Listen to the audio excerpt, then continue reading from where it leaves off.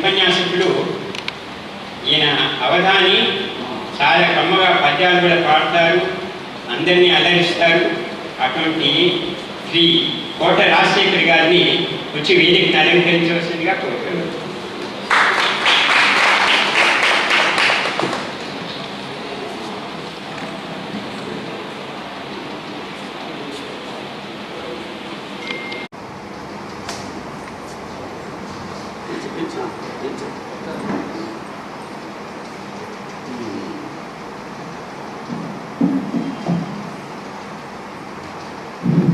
Hello,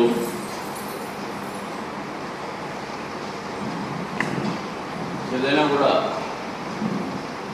మానవుడికి కేవలం తిండే కాకుండా మానసిక ప్రశాంతత కూడా కావాలి. ప్రతి ఒక్కరికి డబ్బు ఉండొచ్చు, తిండి ఉండొచ్చు, బలగం ఉండొచ్చు, ఎంతమంది ఉన్నా మానసిక ప్రశాంతత లేకపోతే జీవించలేము. ఎందుకంటే కష్ట నష్టాలు వస్తూ ఉంటాయి, పోతూ ఉంటాయి. వాటిని అధిగమించి పోవాలంటే మానసిక బలం కావాలి. మనోబలం ఉంటేనే అధిగమించి పోగలరు అని అర్థం. కాబట్టి పెద్దలు చెప్పేటువంటి రామాయణ, భారత, భాగవతాది గ్రంథ సారాన్ని మనం అర్థం చేసుకోగలిగితే జీవితంలో దేనికి మనం భయపడాల్సిన అవసరం ఉండదు, బాధపడాల్సిన అవసరం కూడా ఉండదు. ఇది మనం తెలుసుకుంటే చాలు. పెద్దానికి బాధపడతాం. మా అబ్బాయి నన్ను పెంచి పోషించాము, నన్ను చూడలేదే అని ఒక ఆయన బాధపడతాం. పక్కింటి వాడిని ఎనగల మన నుంచి 10 రూపాయలు అప్పుడే సంపాదించుకున్నాను ఒక ఆయన బాధపడుతున్నాడు. మనం చూస్తే ఎన్నో రకమైన బాధలు. అలా కాకుండా ఈ లోకంలో మనం ఇలా జీవించాలి. సంతుష్టుడి 3 జగముల పూర్తి ఉండు, సంతోషకి ఎప్పుడు జరగ సుఖం అంటుంది భాగవతం. సంతుష్టుడు, సంతృప్తి పొందినటువంటి వాడే ఈ ఊళ్ళోకి వెళ్ళ పూజ్యుడు. కోట్లు ఉండేవాడు కాదు, కోట్లు ఉండవచ్చు, 5 కోట్లు ఉండేవాడు 6 కోట్లు కాలేదని బాధపడుతున్నాడు తప్ప సంతృప్తిగా ఉండలేదు. అది మనకు కావాల్సింది. అంటే చిన్న ఒక విషయం చెప్తున్నాను. రాజుగారు కావాల్సిన రాజ్యం ఉంది, దాసీ జనాలు, బ్రహ్మాండమైనటువంటి భోగాన్ని అనుభవించగలిగినటువంటి రాజుగారు గుర్ర మీద పోతున్నాడు. అరణ్యంలో ఒకడు బండ మీద తల పెట్టుకొని గుర్రకు పెట్టి నిద్రపోతున్నాడు. అతను చూశారు రాజుగారు. వీడు నిద్రపోతున్నాడు, నాకు నిద్ర రాలేదు, నాకు నిద్ర రాలే అని బాధపడ్డా. వీడు నిద్రపోతున్నాడు హాయిగా. వీటికి నాకు ఏమిటి తేడా? కావాల్సిన సంపద ఉంది, దాసదాజ్యాలు, భోగాలు, ఎన్నో విద్యలు, మేడలు అన్నీ ఉన్నాయి నాకు. కానీ ఎందుకంటే వాడికి మానసిక ప్రశాంతత, వాడికి ఏ దిగులు లేదు, హాయిగా నిద్రపోతున్నాడు. రాజుగారికి అన్ని దిగుళ్ళే మనం ఆలోచిస్తే. కాబట్టి జీవితం ప్రశాంతంగా సాగాలంటే మానసిక ప్రశాంతత అవసరం. అందుకే భగవద్గీతలు ఏం చెప్తారు? క్షుద్రం హృదయ దౌర్బల్యం చక్వ ఉత్తిష్ట పరంతప. క్షుద్రం హృదయ దౌర్బల్యం, మానసిక బలహీనత పలికి రాదు. నన్ను వాడు గమనించలేదే, వాళ్ళ ఇంటికి పోతే కాఫీ ఇవ్వలేదే అని బాధలు. వాళ్ళ ఇంటికి పోతే కాఫీ ఇవ్వదు, దానికి బాధ ఎందుకు ఇవ్వలేదు, వదిలేసి దానికి ఎందుకు బాధపడడం? ఇలా ప్రధానికి మనం బాధపడుకోవాలి. కాబట్టి భగవద్గీతకి ఏమిటైతే తేడా అంటే భగవద్గీత సిద్ధాంతము, భాగవతము దానికి ఒక దృష్టాంతము. భగవద్గీత సిద్ధాంతం అంటే థియరీ, భాగవతం ప్రాక్టికల్. ఇది దానికి తెలియదు. శ్రీకృష్ణుని మాట భగవద్గీత, శ్రీకృష్ణుని చేష్ట భాగవతము. కాబట్టి ఆ మాట ఏం చెప్పాడో చేష్టలో మనం గమనిస్తే అర్థమవుతుంది. ఎన్నో విషయాలు చెప్పాలి, వాళ్ళు చెప్తారు. గోవర్ధనోద్ధరణము, అలాగే కాళీయమర్దనము, ఇవన్నీ కూడా చెప్తారు. ఈ కాళీయుడు మర్దించడం ఏమిటి, పర్వతాన్ని పైకెత్తడం ఏమిటి అంటే దీనికి భౌగోళికమైన విషయాలు ఉన్నాయి, ఆధ్యాత్మిక విషయాలు ఉంటాయి. ఇవన్నీ కూడా మనం అర్థం చేసుకుంటాం. ఎందుకంటే ఇంద్రుడు వర్షం కురిపించలేదు, నేను కురిపించున్నాను. అతను చెప్పినట్టు వెళ్ళలేదు, అతనికి యాగం చేయలేదని బ్రహ్మాండం వర్షం కురిపించాను. చూడండి, ఇంద్రుడికి యాగం చేయాలనుకున్నాను, నాకు చేయలేదని. అప్పుడు శ్రీకృష్ణుడు ఏం చేశాడు? పర్వతాన్ని పూజించమన్నాడు. దాని విశేషం ఏమిటంటే వర్షాలు వచ్చింది, పర్వతాల వల్ల భౌగోళిక విషయం తీసుకున్నట్లయితే పర్వతాల వల్ల వర్షాలు వస్తాయనేటువంటి భావాన్ని వ్యక్తం చేశాడు అక్కడ. భౌగోళికమైన విషయం. అలాగే అహంకారం ఎవరికి పనికి రాదు, అహంకారం పనికి రాదు. భగవంతుడే చెప్పాడు. ఎటువంటి భక్తులు నీకు ఇష్టం అంటే అద్వేష్ట సర్వభూతానాం మైత్ర కరుణ ఏవచ నిర్మమో నిరహంకార సమదుఃఖ సుఖ క్షమి. కాబట్టి ఎవరు ద్వేషించినటువంటి వాళ్ళంటూ నాకు ఇష్టం. రోజు నేను గంపడి పూలు తెచ్చాను, పెద్ద హారతి పెట్టాను, 50 మందికి ప్రసాదం పెట్టానంటే భగవంతుడు సంతోషించడనే విషయం మనం అర్థం చేసుకోవాలి. పెట్టుండొచ్చు, కానీ సర్వభూతం సమస్త ప్రాణులను ద్వేషించకుండా ఉండాలి. దయతో చూడాలి, వాళ్ళని స్నేహంగా చూడాలి. అహంకారం మమకారం లేవు. ఆ అహంకారమే ఇంద్రుడికి తగినటువంటి శాపం అయింది. ఇట్లా అంతకంటే ఎక్కువ చెప్పకూడదు విషయాలు చెప్తున్నారు. కాబట్టి ఇలా కాళీ అంటే కాలసర్పమే అలా అర్థం చేసుకుంది. కాలసర్పమే కాళీ. కాబట్టి ఇవన్నీ కూడా శ్రీకృష్ణుడు వాటిని నిర్మూలించాడు అని అర్థం చేసుకుంటాం. ఇలా మనకు అనేక విషయాలు తెలుస్తాయి. ముఖ్యంగా ఈవేళ శ్రీ కోట రాజశేఖర్ గారు వారి ఉపన్యాసకులు, వారు సంస్కృత ఉపన్యాసకులుగా అల్లూరు కాలేజీలో పనిచేశారు. పరమ సాత్వికులు. ఒక రకంగా చెప్పాలంటే సాత్వికులు. వారు ఎవరితో తగాదపోయేవాడు కాదు, అనవసరంగా మాట్లాడేవాడు కాదు. నిరంతరం సాహితీ సత్సంగ సమాలోచన సందర్భం తప్ప మరొక ఆశయము మరొక కొలిక లేనటువంటి చెప్పాలి. అంతేకాకుండా అవధానం కూడా చేశాం. ఇప్పుడు చేయడం లేదు, పెద్దవాళ్ళకుండా. ఒకప్పుడు అవధానాలు మేము చేయించాము. అవధానం అంటే తెలుసు మీకు, 8 మంది కూర్చుంటారు. 8 మంది 8 రకాల ఒక్కొక్కటి ప్రశ్న వేస్తూ ఉంటే వాళ్ళకి జవాబు చెప్తూ ఉండాలా. ఒక్కోసారి కవిత్వంలో చెప్పాలా, ఒక్కోసారి సరదాగా చెప్పాలా. అనేక రకాలైనటువంటి అందరికీ పద్యాలు అప్పటికప్పుడు పద్యాల్లో చెప్పాలి. చివరిలో నీకు చెప్పిన పద్యం ఇది, నీకు చెప్పిన పద్యం ఇది వరుసగా చెప్పుకుంటూ రావాలి. అట్లా ఆ విధంగా. ఇంకా గణితం కూడా ఒకటి ఉంటుంది. రకరకాలు ఉంటాయి. అడిగిన రోజు కూడా చెప్తాం సమాధానం. దీనికి ధారణ, సమయస్ఫూర్తి, ఇటువంటి ఎన్నో గుణాలు ఉండాలి. అది భగవంతుడు వారికి ఇచ్చాడు. కాబట్టి వారు అవధానం కూడా చేయగలిగారు. అలాగే కమ్మగా పద్యాన్ని చదువుతారు. కమ్మగా పద్యం చదివి దాని విషయం చెప్పడం కానీ కాస్త శ్రమ పడతారు. అది కావాల్సింది.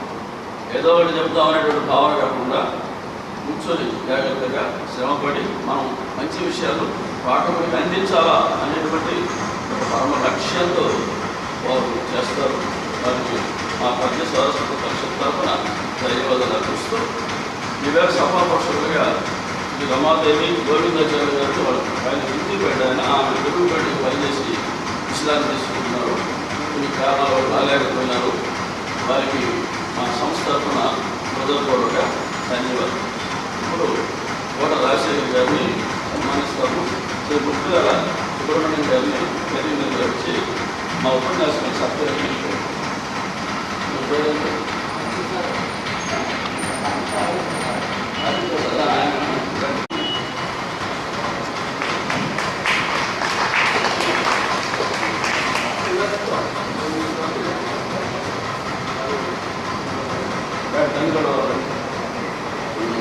కొండపల్లి స్టిక్కర్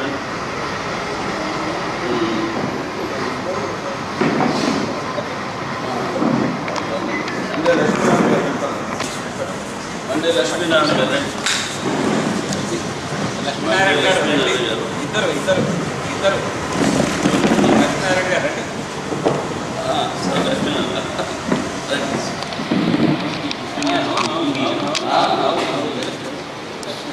సార్ తర్వాత అందరికీ తీసుకెళ్ళండి. వారు కనపట్టలేదు, వెనకాల వారు కనపట్టలేదు.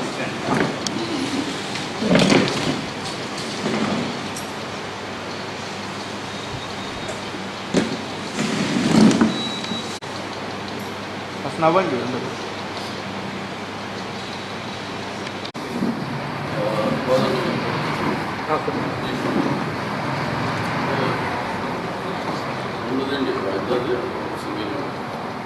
ఇద్దరు ఒకటి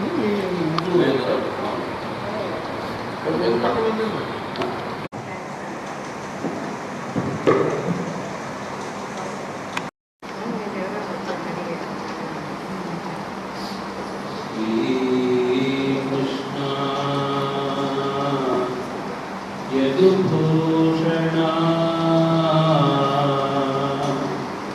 నరసఖా శృంగార రత్నాకరా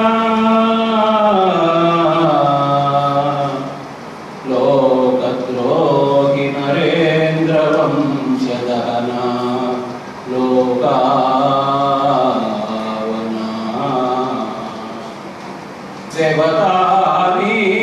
ब्राह्मण गोगणातिहरणा देवतानीक ब्राह्मण गोगणातिहरणा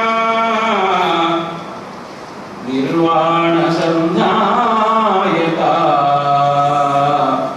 नीकुन्नृक्यद त्रुम्पवे भवरतल नित्यानुकंपानिति नीकुन्नृक्यद त्रुम्पवे भवरतल नित्यानुकंपानिति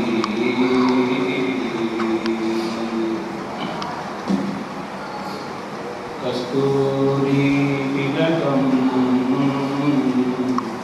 ललाटफलके वक्षस्थले कौस्तुभं नासाग्रे नवमौक्तिकं करतले वेणुं करे कङ्कणम् सर्वाङ्गे हरिचन्दनं च कलयन् कण्ठे च मुक्तावलिं गोपस्त्री परिवेष्टितो विजयते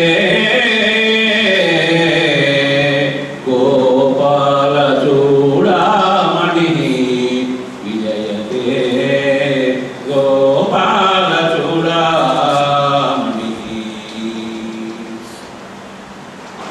నల్లనివాడు పద్మనయనం గులవాడు మహాశుగములున్ విల్లును దాల్చువాడు కడు విప్పగు అక్షమువాడు మేలుపై జల్లెడువాడు నిక్కిన భుజం గులవాడు యశంబు దిక్కులందల్లెడు వాడునైన రఘుసత్తముడు ఇచ్చుత మీకభీష్టం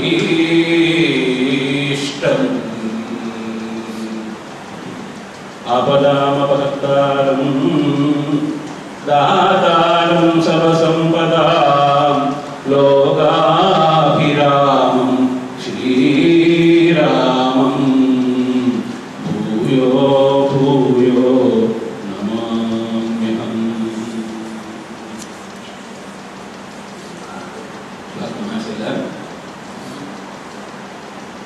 నిన్నటి దినం పద్య సారస్వత పరిషత్ పక్షాన భాగవత ఉపన్యాస కార్యక్రమాలు ప్రారంభమైనాయి. ముఖ్యంగా ఈ కార్యక్రమాల్లో శ్రీకృష్ణ లీలా విభూతి అనేటువంటి శీర్షికతో ఒక్కొక్క రోజు ఒక్కొక్కరు కృష్ణ పరమాత్మ యొక్క లీలల గురించి విశదీకరించేటువంటి భాగ్యాన్ని పొందినారు.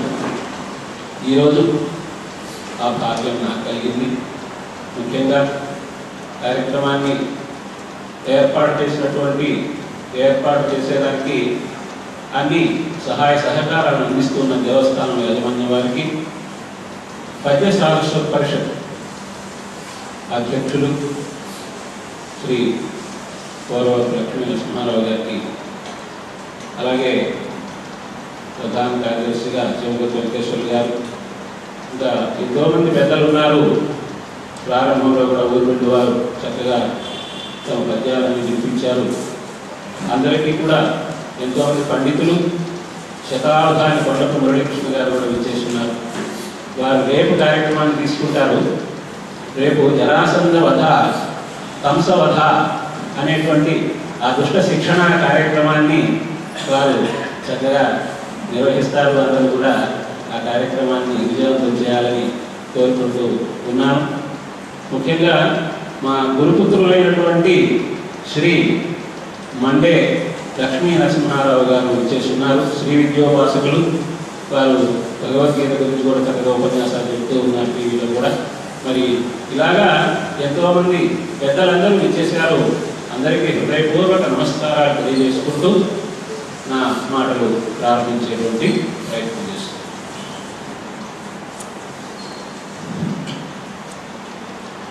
భాగవతం. ఈ భాగవతం అనేటువంటి మాట అంటూ ఉంటేనే మనము భాగవతాము అనేటువంటి మాట కూడా వినిపిస్తూ ఉంది. నిజంగానే కూడా భాగవతాము. ఎందువలనంటే నవవిధ భక్తి మార్గములను గురించి చెబుతూ వాటిలో మొట్టమొదటి ఆ శ్రవణం అన్నారు. ఈ భాగవతాన్ని విని పరీక్షిత్ మహారాజు ముక్తిని పొందినాడు. రెండవది కీర్తనం. ఆ కీర్తనం అనేటువంటి మార్గం ద్వారా ఆ శుక యోగీంద్రుల వారు భాగవతాన్ని చక్కగా వివరించి అందులో ఉన్నటువంటి భగవంతుని గుణములన్నీ కూడా చక్కగా కీర్తించినటువంటి వాడై తాను ముక్తిని పొందినాడు. ఇట్లాగా ప్రప్రథమంగా శ్రవణము కీర్తనము అనేటువంటి వాటి ఉదాహరణగా మనం చెప్పుకుంటూ ఉన్నాము. కాబట్టి ఎవరైనా సరే భాగవతాన్ని విన్నట్లయితే, చదివినట్లయితే, రాసినట్లయితే తప్పకుండా భగవద్ అనుగ్రహము, జన్మరాహిత్యము అనేటువంటి తప్పకుండా కలుగుతుంది. ఎందుకంటే వేదం అనేటువంటిది ఒక కల్ప వృక్షం అనుకుంటే ఆ కల్ప వృక్షానికి ఒక ఫలం సిద్ధమైంది అంటే ఆ ఫలమే భాగవతము. మరొక విశేషము, ఒక పండు అనేది చిలుక కొట్టినట్లయితే అది ఇంకా మధురంగా ఉంటుంది. మరి ఇక్కడ శుక మహర్షి నోటి వెంట ఈ భాగవతం అనేటువంటిది వినిపించబడింది కాబట్టి అది చిలుక కొట్టినటువంటి పండు అని మనం చెప్పుకోవచ్చు. అందువలన పోతన గారు సంస్కృతంలో వ్యాస మహర్షి రచించినటువంటి భాగవతాన్ని మధురంగా అనువాదం చేసినటువంటి వారై అంటారు, భాగవత పురాణ ఫలరసాస్వాదన పదవి గనుడు రసిక భావ వినుడు. భాగవతంలో ఉండేటువంటి భక్తి రసాన్ని చక్కగా ఆస్వాదించేదానికి సిద్ధమైనటువంటి ఆ రసిక భావ విధులందరూ కూడా చక్కగా భాగవతాన్ని పఠించండి, వినండి, ధరించండి అని చెబుతూ ఉన్నారు. ముఖ్యంగా వేదాలు చదివినా కూడా వేదం కంటే గొప్పది భాగవతము అని. నిగమములు వేయి చదివినా సుగమంబులుగావు ముక్తి శుభగత్వంబుల్ సుగమంబు భాగవతమను నిగమంబు పఠింప ముక్తి నివసనము ఉధా. అటువంటిది భాగవతము. మరి భాగవతము ప్రారంభం చేస్తూ పోతన గారు శ్రీ కైవల్య పదంబు చేరుటకునై చింతించెదన్ అన్నారు. భగవంతుని చింతిస్తానన్నారు, మరి కృష్ణ పరమాత్మని చింతిస్తానన్నారు.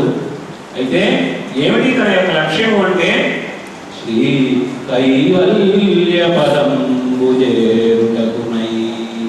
కైవల్యము, ఇక ఈ సంసారము, భవము, ఈ బంధము ఇటువంటివి లేకుండా, పునర్జన్మ అనేటువంటిది లేకుండా భగవంతుని యొక్క సన్నిధి, పరమ పదము, కైవల్యము ఏదైతే ఉందో దాన్ని చేరేదానికి, ఆ స్థానాన్ని చేరేదానికి నేను ప్రారంభంలో భగవంతుని ప్రార్థిస్తూ ఉన్నాను అని ఆయన చెప్పడం జరిగింది. ఈ భాగవతాన్ని వివరించడం అంటే అది చిన్న పని కానే కాదు. భాగవతము తెలిసి పలుకుట చిత్రం చూలికైనా తమ్మి చూలికైనా. శూలి పరమేశ్వరుడు కూడా గొప్పగా వివరించలేడేమో, తమ్మి చూలి బ్రహ్మదేవుడు ఆయన కూడా వివరించలేడేమో. కాబట్టి కోతలుగా రాస్తూ విభూతవరుల వలన విన్నంత అన్నంత తెలియవచ్చినంత తేటపరతూ పండితుల ద్వారా నేను తెలుసుకున్నటువంటి దాన్ని నా యొక్క తెలివితేటల ద్వారా జ్ఞానం ద్వారా నేను దర్శించినటువంటి అంశాలని వివరించే ప్రయత్నం చేస్తూ ఉన్నానంటూ అంతా రామభద్రుడే ఇదంతా కూడా చేస్తూ ఉన్నాడంటూ మరొక ఏంటంటారంటే ఎంతోమంది ఎన్నో అనువాదాలు చేశారు, కానీ నాకు భాగవతాన్ని వదిలిపెట్టారు అనువాదం చేసేదానికి. జననంబున్ సఫలంబు చేసేదా పునర్జన్మంబు లేకుండగన్. ఈ భాగవతాన్ని అనువాదం చేసి నాకు మళ్ళీ జన్మ అనేది లేకుండా జన్మ సాఫల్యత అనేటువంటిది సిద్ధించే విధంగా నేను ప్రయత్నం చేస్తూ ఉన్నానంటారు. ఇంకొకటి వ్యాస మహర్షి గారు భారతాన్ని రాసిన పురాణాలు రాసినా ఎన్ని రాసినా ఆయనకి కొంత విచారం అనేటువంటిది ఉన్న కారణంగా నారద మహర్షి వచ్చి చక్కగా ఒక మాట చెప్పడం జరుగుతుంది. ఏమంటారంటే, అయ్యా భగవంతుని కథలు ఉండేటువంటి భాగవతాన్ని నీవు రచించవయ్యా అని అంటూ, ఒకవేళ ఏదైనా అపశబ్దములు ఉన్నా కూడా ఇబ్బంది లేదు అంటారు నారద మహర్షి. అపశబ్దములూడియం హరిచరిత్రాలాపముల్ సర్వ పాప పరిత్యాగము చేయుగావునా. అన్ని పాపములను కూడా తొలగించేదానికి సిద్ధమవుతుంది కదా ఆ హరిచరిత్ర అనేటువంటిది. కాబట్టి భావించుతు పాడుచున్ జపముల్ చేయుచు వీనులన్ వినుచు అశ్రాంతంబు కీర్తించుచున్ తపసుల్ సాధులు ధన్యులౌదురు గదా తత్వజ్ఞ చింతింపుమా. అందరూ కూడా ఆ విధంగా భగవంతుని యొక్క గుణగానం చేస్తూ ఉన్నారు. ఇక్కడ కూడా నిన్నటి దినం కార్యక్రమం జరిగింది కదా, కృష్ణుని యొక్క జననము, అవతారము, బాల్యము అవన్నీ జరిగాయి. మరి కృష్ణుని యొక్క లీలలు ఇన్ని అన్ని అని మనం చెప్పలేము. మనం చేస్తే కర్మ, కృష్ణ భగవానుడు చేస్తే అది లీల. అటువంటి లీలలు ఎన్నో మనము ఊహించలేము. అటువంటి వాటిల్లో ఒక 2 లీలల గురించి ఈరోజు నేను ప్రస్తావన చేసేటువంటి ప్రయత్నం చేస్తూ ఉన్నానండి. ఆ కృష్ణ పరమాత్మ యొక్క అనుగ్రహంతో వాటిల్లో మొట్టమొదటిది కాళీయ మర్దనం అనేటువంటి ఆ లీల.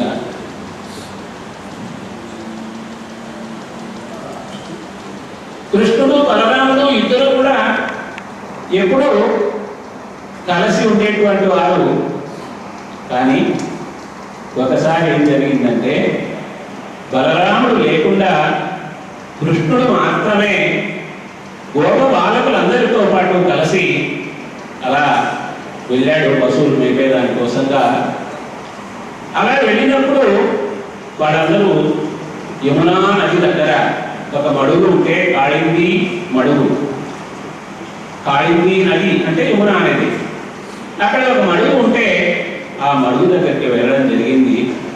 అయితే ఆ మడుగులో కాళీయుడు అనేటువంటి ఒక పెద్ద నాగరాజు ఉన్నాడు.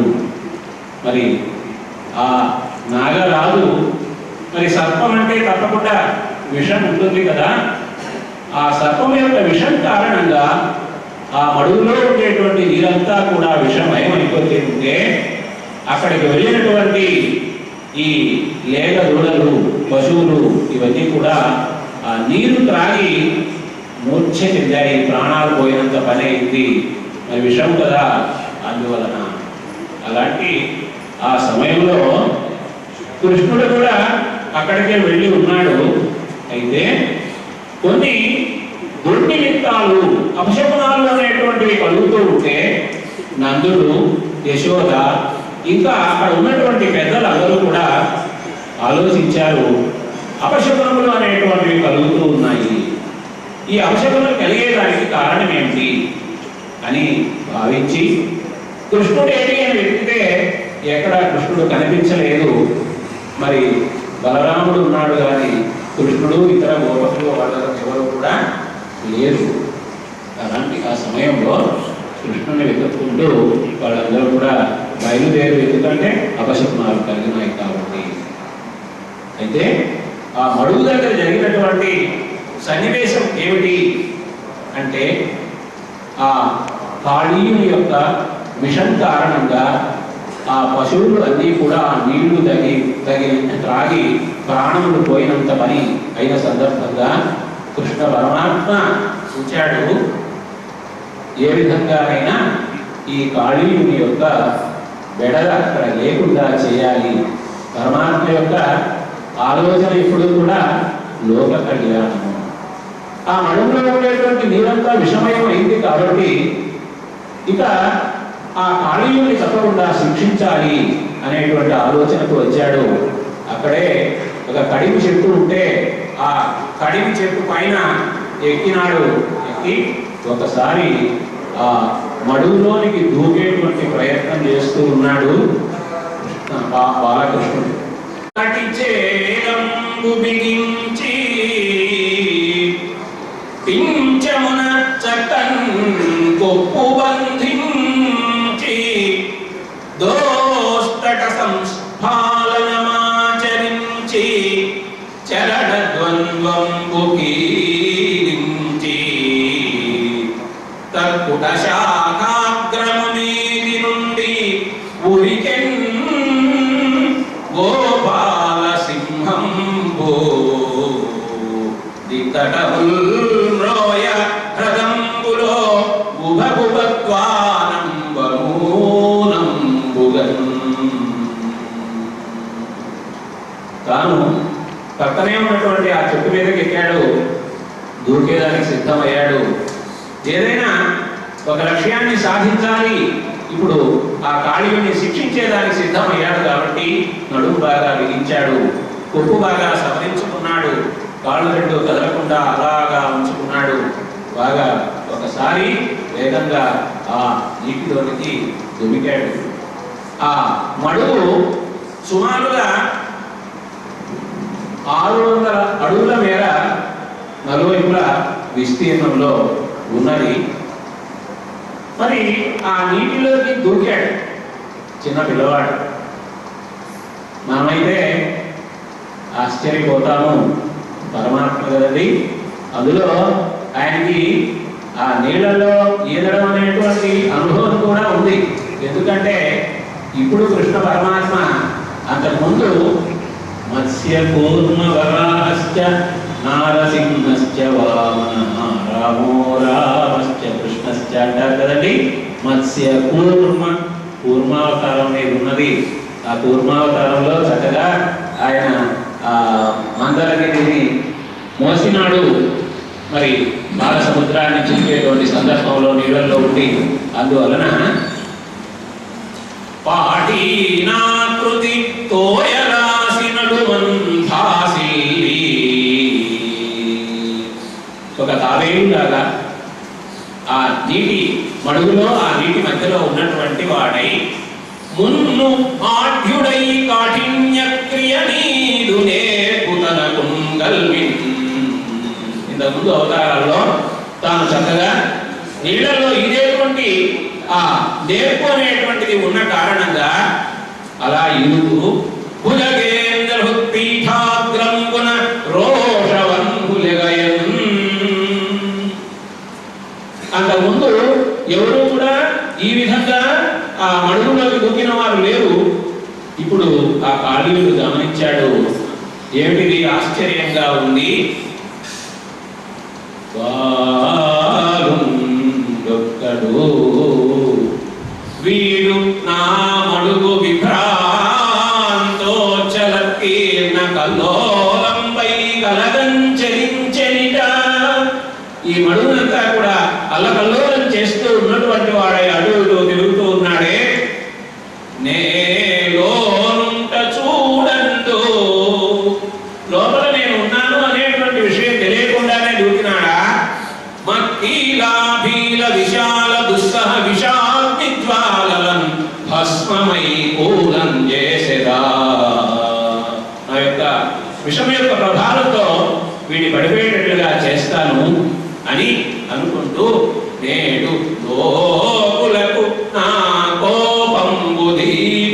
మగన్, నా కోపాన్ని ప్రదర్శిస్తాను.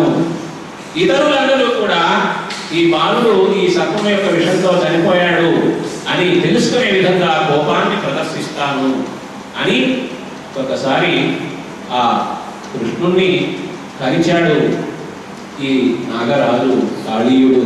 అంత మాత్రమే కాదు, సుదీర్ఘమైనటువంటి తన యొక్క శరీరంతో ఆ బాలకృష్ణుని చుట్టూ కూడా అలా చుట్టి వేశాడనమాట. పాము ఆ విధంగా చుట్టుకొని తర్వాత ఏ ప్రాణినైనా కూడా సంహరించడానికి సిద్ధమవుతుంది కదా, ఆ విధంగా ఉన్న సందర్భంలో గట్టు మీద ఎంతో మంది గోపాలకులు ఉన్నారు. వాళ్ళందరూ ఇదంతా చూస్తూ ఉన్నారు. అయ్యో, మన కృష్ణుణ్ణి ఈ కాళీయుడు కరిచాడు, అలాగే తన శరీరంలో ఈ విధంగా చుట్టి వేసినాడు కదా, ఏమవుతుందో అని వాళ్ళందరూ కూడా చాలా బాధపడుతూ ఉన్నారు. అదే మన కృష్ణుని ఈ పాము మన కృష్ణుని కరిచింది. అంతేకాదు, అంతటబోక భుజంగమంబు దుర్మదమున మేన చుట్టికొని మానకయున్నది. శరీరం అంతా కూడా తన యొక్క ఈ సర్పం తన శరీరంతో చుట్టి వేసింది కదా. ఇంత ఏమి చేయుదము ఎడదొత్తము ఏ పురుషులో పుదురి అహినండ పెట్ట ఎయ్యది సదుపాయము అంచుబడి ఆర్తరవంగుల దూరి గోపకుల్. వచ్చినటువంటి గోపకులందరూ కూడా ఏది ఉపాయము, ఏ విధంగా ఈ సర్పాన్ని దూరంగా తొలగించేటువంటి ప్రయత్నము అని ఆ విధంగా బాధపడుతూ ఉన్నారు. అదే సమయంలోనే ఈ దుశ్శకునాలు అనేటువంటివి ఏర్పడిన కారణంగా నందుడు, యశోద, ఇంకా ఇతర పెద్దలు అందరూ కూడా గమనించుకుంటూ ఎక్కడ కృష్ణుడు అనుకుంటూ బయలుదేరి, అలా బయలుదేరినటువంటి మార్గంలో అక్కడెక్కడ కూడా కృష్ణుడు నడిచినటువంటి ఆ జాడ అనేటువంటిది కనిపించింది. పరమాత్మ అయిన కృష్ణుడు యొక్క పాదమునందు గొప్ప గొప్ప రేఖలన్నీ ఉంటాయి కదా. కాబట్టి అంకుశము, హలము, కమలము, పురుషము, చక్రము, చాపము, కేతనము మొదలైనటువంటి గుర్తులున్నాయి ఆ పరమాత్మ యొక్క పాదమునందు. కాబట్టి ఆ గుర్తులు ఉన్నటువంటి అడుగులు గమనించుకుంటూ వాళ్ళందరూ కూడా వచ్చేశారు. ఎక్కడైతే ఈ కాళింది మడుగు ఉన్నదో ఆ మడుగు దగ్గరికి వచ్చి ఎంతగానో విలపిస్తూ ఉన్నారు. కృష్ణ, దగ్గరికి రాగానే మాకంటే ముందు నీవు దగ్గరకు వచ్చేటువంటి వాడివి, ఈ సమయంలో నీవు దగ్గరకు రావడం లేదేమి అని ఈ విధంగా అనేక విధాలుగా బాధపడుతూ ఉన్నారు.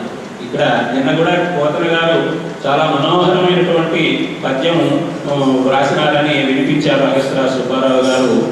అంటే పూతన యొక్క విషయాన్ని గ్రహించినాడు అనేటువంటి సందర్భంలో ఇక్కడ కూడా అటువంటి పద్యం పోతన గారు మనోహరంగా రచించినారండి. విషకుచయుగయగు రక్తసి విషకుచ దుగ్ధంబుద్రామి విష విజయుడవై విషరుహలోచన అద్భుత విషయుండగు నీకు సర్ప విషమెక్కె గదా. ఆనాడు అంటే కొన్ని రోజుల క్రితం, కొన్ని నెలల క్రిందట పూతన విషాన్ని పూసుకొని స్తనములకు వచ్చినప్పుడు ఆ విషాన్ని నీవు త్రాగావు, ఆ రక్తని చంపివేశావు, విజయాన్ని వరించావు. ఇక్కడ మాత్రము ఈ సర్పము యొక్క విషంతో నీవు అచేతనంగా ఉన్నావే అంటే కృష్ణుడు ఒక క్షణకాలం అచేతనంగా వీళ్ళందరికీ కూడా కనిపించాడు. అది కూడా ఒక లీలన్నమాట. ఈ విధంగా వాళ్ళందరూ కూడా బాధపడుతూ ఉన్నటువంటి ఆ సమయంలో ఈ పాము మమ్మల్ని గర్వకుండా నిన్నెందుకు గెలిచింది అని కొంతమంది విలపిస్తూ ఉన్నారు. చూడదేవి గౌరవపు చూపుల మమ్ము. కృష్ణ, కన్నయ్య, ఎప్పుడు మీ దగ్గరికి వచ్చినా ఎంతో ఆదరంగా ప్రేమంగా చూసేటువంటి ఉన్నటువంటి వాడివి ఇప్పుడు మా వైపు చూడడం లేదేమి? సఖాడితోడ మాటాడవదేమి నర్మముగా, చమత్కారంగా నర్మగర్భంగా మాట్లాడుతూ ఉంటావు కదా, ఇప్పుడు మౌనంగా ఉన్నావేమయ్యా? అందెగు పాదములందులోయ నేడు ఆడవదేమి నర్తనము. గజ్జలు మ్రోగుతూ ఉండగా చక్కగా నాట్యం చేస్తావు కదా, ఇప్పుడు ఆ నాట్యం అంతా ఎటుపోయిందయ్యా? అవ్వల బ్రోలను గోపకావళి కూడవదేమి నవ్వులకు. ఇంతమంది గోపకులు నీ కోసం ఎదురు చూస్తూ ఉంటే నవ్వుతూ దగ్గరకు రావడం లేదే. గోపకుమార వరణ్య చెప్పుమా అని ఒక్కొక్కరు ఒక్కొక్క విధంగా విలపిస్తూ ఉన్నటువంటి ఆ సమయంలో కృష్ణుడు తాను వీళ్ళందరికీ కూడా తన యొక్క లీలను చూపించేదానికి సిద్ధమైనటువంటి వాడై అంతం కృష్ణుడు మేను వెంప, శరీరాన్ని చుట్టుకొని ఉన్నది కదా ఆ కాళీయు అనేటువంటి సర్పము. ఆ సర్పము యొక్క చుట్టలన్నీ కూడా తెగి పడిపోయేటట్లు అన్నట్లుగా శరీరాన్ని పెంచినాడు మహానుభావుడు బాలకృష్ణుడు. భుజగుండా వృత్తులంబాసి, ఇంకా చేసేది లేక ఆ చుట్టూ ఉన్నటువంటి ఆ శరీరాన్ని అంతా కూడా పాము పక్కకు విడివిడిగా ఉండేటట్టుగా దూరంగా, అంటే బాలకృష్ణుని వదిలివేసింది అనమాట. సంతప్తాయత భోగుడై, ఆ పడగలన్నీ కూడా చాలా బాధపడుతున్నాయి ఆ సమయంలో. కరచుటల్ సాలించి నిట్టూర్పుతో శ్రాంతుండై తలలెత్తి దుర్విషం నాసావీధులంగ్రమ్మ దుశ్చింతన్ దిక్కులు సూచుచున్ తలగి నిల్చన్ ధూమకాష్టాకృతి. ఎప్పుడైతే కృష్ణుడు శరీరాన్ని పెంచేదానికి సిద్ధమయ్యాడో ఇక దారి లేక దూరంగా ప్రక్కగా నిలబడింది ఆ సర్పము. మరి ఆ విషం అనేటువంటిది చిమ్ముతూ ఉన్నది, నల్లగా మారింది. ఆ ఒక నల్లమైనటువంటి పొగజూరినటువంటి ఒక కట్టెలాగా అది కనిపిస్తూ ఉన్నటువంటి ఆ సమయంలో కృష్ణుడు విజృంభించాడు. దాన్ని బాగా అరచేతితో అలా దెబ్బ వేశాడు.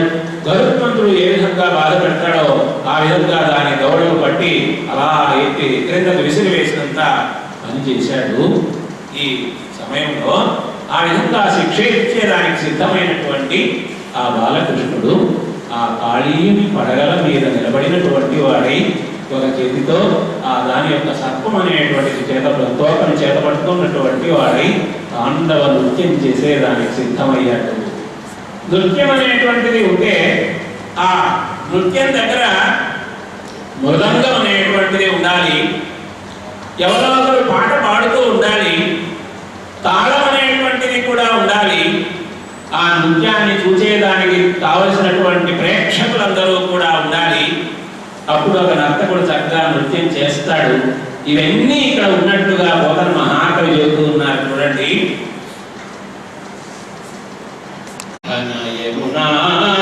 నదీ కల్లోల ఘోషంబు సరస మృదంగ ఘోషంబుగా. ఆ యమునా నదిలో అలల చప్పుడు ఉన్నది. ఆ అలల చప్పుడే మృదంగం యొక్క శబ్దం లాగా వినిపిస్తూ ఉందట. సాధు బృందావన చర చరీకగానంబుగాయక సుగానంబుగా. తుమ్మెదలు ఉన్నాయి అక్కడ. ఆ తుమ్మెదలు తుమ్మని నాదం చేస్తూ ఉంటే అదే గానం లాగా ఉన్నదట ఆ కచేరీ తాండవం దగ్గర. కలహంస సారస కమనీయ మందు శబ్దంబులు తాళ శబ్దములు కాదా. హంసలున్నాయి, సారస పక్షులున్నాయి, వెగురు పక్షులున్నాయి. అవి శబ్దం చేస్తూ ఉంటే అవి తాళం వేసినట్టుగా ఉందట ఆ నృత్యానికి. దివి నుండి వీక్షించు దివిజ గంధర్వాది జనులు సుఖాసీన జనులుగా. ఆకాశం నుండి దేవతలందరూ కూడా జరిగేటువంటి కాళీని తల మీద ఈ బాలకృష్ణుడు నాట్యం చేస్తూ ఉంటే తాండవ నృత్యాన్ని ఆనందంగా చూస్తూ ఉన్నారన్నమాట. కాబట్టి వాళ్ళందరూ ప్రేక్షకులుగా ఉన్నారు. మరి వేదిక ఎట్లా ఉంది అంటే వేదిక కూడా చక్కగా అలంకరింపబడి ఉంటుంది కదా.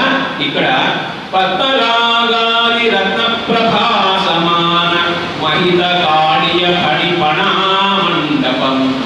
మండపం ఏంటి అంటే పడగల యొక్క ఆ సమతలంగా ఉండేటువంటి ప్రదేశమే మండపము. అక్కడ కూడా పణుల మీద మణులు ఉంటాయి కదా, రత్నములు. ఆ రత్నములతో ప్రకాశిస్తూ ఉన్నది ఆ మండపం అనేటువంటిది. నడినలోచన విఖ్యాత నర్తకుండు నిత్య నైపుణ్యమున వేది నృత్యమాడే. తాండవ నృత్యాన్ని చేస్తూ ఉన్నాడు నడినలోచనుడైనటువంటి ఆ బాలకృష్ణుడు. మరి ఇలాగా జరుగుతూ ఉంటే ఎక్కడైనా లోక కళ్యాణకారకమైనటువంటి పని జరుగుతూ ఉంటే దేవతలందరూ ఎంతో సంతోషిస్తారు, పూల వర్షాన్ని కూడా కురిపిస్తారు. ఆ విధంగా కాళీయుణ్ణి చక్కగా శిక్షించడం అనేటువంటిది జరిగింది. అయితే ఆ విధంగా శిక్షించేటువంటి సమయంలో కాళీయుని యొక్క భార్యామణులు అక్కడికి వచ్చి ఆ కృష్ణ పరమాత్మను చూచి, అయ్యా మాకు పతిభిక్ష పెట్టవలసినది అని ప్రార్థన చేస్తూ ఉన్నారు. అయితే కృష్ణ నీవు చేసేటువంటిది తప్పు కాదు అనేటువంటి మాట కూడా వాళ్ళు ఇలా చెబుతూ ఉన్నారు.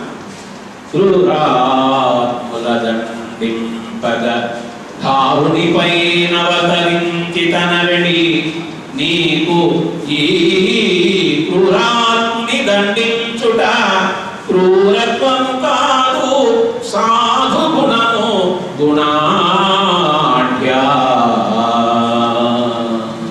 ఈ విధంగా మా భర్త అయినటువంటి కాళీయుని శిక్షిస్తూ ఉన్నావు, నీవు అవతరించేదే దుష్ట శిక్షణ కోసం, కాబట్టి ఈ విధంగా శిక్షించావు అని మేము భావిస్తూ ఉన్నాము. అయితే మాకు అంతుపట్టనటువంటి ఒక విషయం ఇక్కడ ఉన్నది. అది ఏమిటో మీకు వినవించుకుంటున్నాము బాలకృష్ణ. ఏమిటి అంటే పరమ పవిత్రమైనటువంటి నీ పాదముల యొక్క స్పర్శ మా భర్త అయినటువంటి కాళీయునికి లభించింది. ఏ పుణ్యం చేసుకున్నాడో కదా. ఎట్టి తపం భుజేసేనుకో. మామూలుగా పరమాత్మ యొక్క స్పర్శ అంత సులభంగా లభించదు. కానీ ఈ కాళీయుడు ఎంత తపం చేశాడో, ఎంత తపస్సు చేశాడో, ఎప్పుడు చేశాడో, ఎట్టి సుకర్మములాచరించెనో,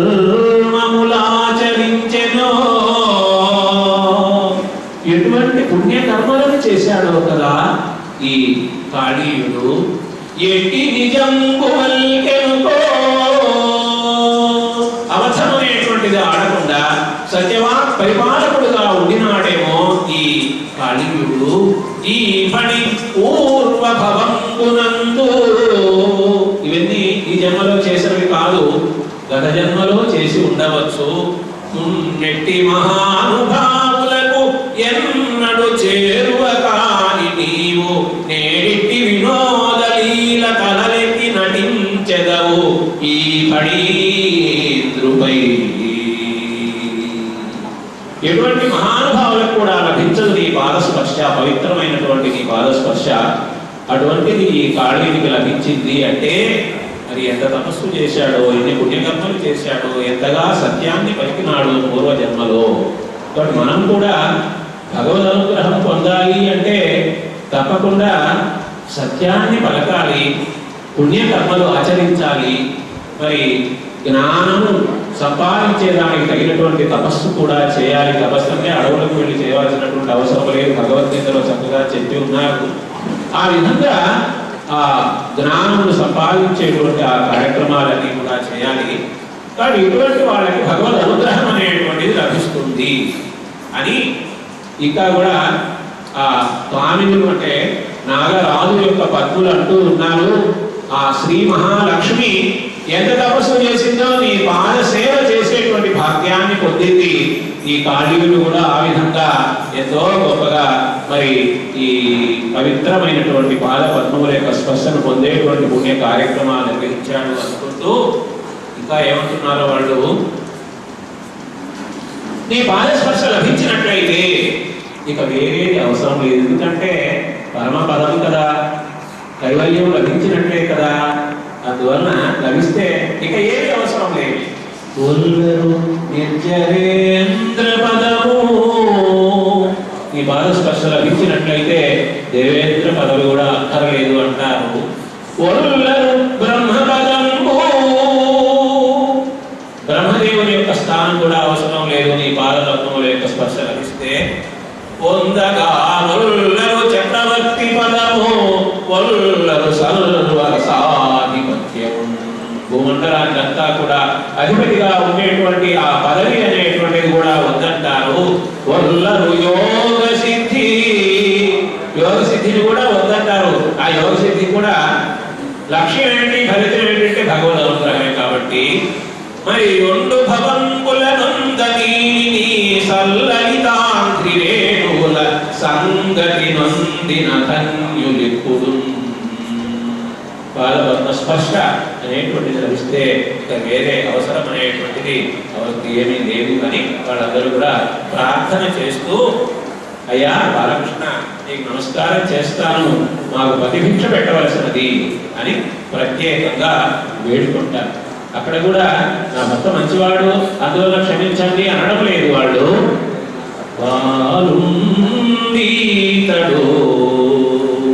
నా భర్త ఏ విధంగా పిల్లవాడు అని నేను చెప్పడం లేదు. మంచివాడను చెప్పను రాము, మంచివాడు కాబట్టి రక్షించు అని అనడం లేదు, చెడ్డవాడే. క్రూరుండు దుశ్రీరుండు ఔనౌనైన నేను సుభగ శ్రీవాసి వైధవ్య దుష్టాలంకారం వందనోడెదము. ఇదని చంపివేసినట్లయితే మేము విధవలమైపోతాం కదా, మా సౌభాగ్యం అనేటువంటి దూరం అవుతుంది కదా, అందువల్ల దాని గురించి ఆలోచించి అనాథాలాపమాలింపవే.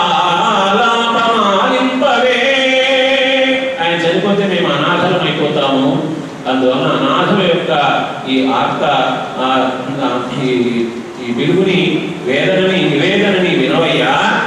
చాలు నీ పదతాళనంబు, ఈ తాండవం అనేది ఆపేవయ్యా, ఎందుకంటే చాలా పాడైపోయి ఉన్నాయి శిరస్సులన్నీ కూడా. పతి భిక్షం పెట్టి రక్షింపవే, మాకు పతి భిక్ష పెట్టవలసినది అని ప్రార్థన చేస్తూ ఉంటే అప్పుడు ఆ కాళీయుడు కూడా తాను తెలుసుకున్నటువంటి వాడై, ఈయన సాధారణమైనటువంటి వ్యక్తి కాదు, పరమాత్మ శ్రీహరి, కాబట్టి ఇది శరణు వేడాలి అని నిర్ణయించుకున్నటువంటి వాడై తాను ఆ కాళీయుడు పరమాత్మను చక్కగా క్షమించవలసినదిగా శరణు వేడినాడు.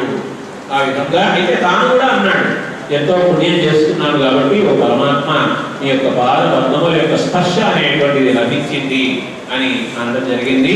అయితే బాలకృష్ణుని యొక్క ఉద్దేశం ఏమిటి అంటే, ఈ మడుగులో ఉన్నటువంటి నీరు ఈ విధంగా కలుషితమయ్యేదానికి అవకాశం లేకుండా చేయాలి. అందువల్ల ఓ కాళీయుడా, నీవు ఇక్కడి నుంచి మరొక ప్రాంతానికి వెళ్ళు, సముద్రం దగ్గరికి వెళ్ళు, సముద్రంలో ఉండు అని చెబితే అలాగేనని ఆ కాళీయుడు అక్కడి నుంచి బయలుదేరి సముద్రానికి వెళ్ళడం జరిగింది. మరి ఆ విధంగా కాళీయుని పడగల మీద చక్కగా నాట్యం చేశాడు బాలకృష్ణుడు. ఇది ఆయన చేసినటువంటి లీల. అలాగే మరొక లీలను కూడా మనం తెలుసుకునేటువంటి ప్రయత్నం చేద్దాం. అందరికీ తెలిసినటువంటి అంశమే, అయితే మరొకసారి మననం చేసుకోవడం తప్ప మరొకటి అంశమేమి కాదండి.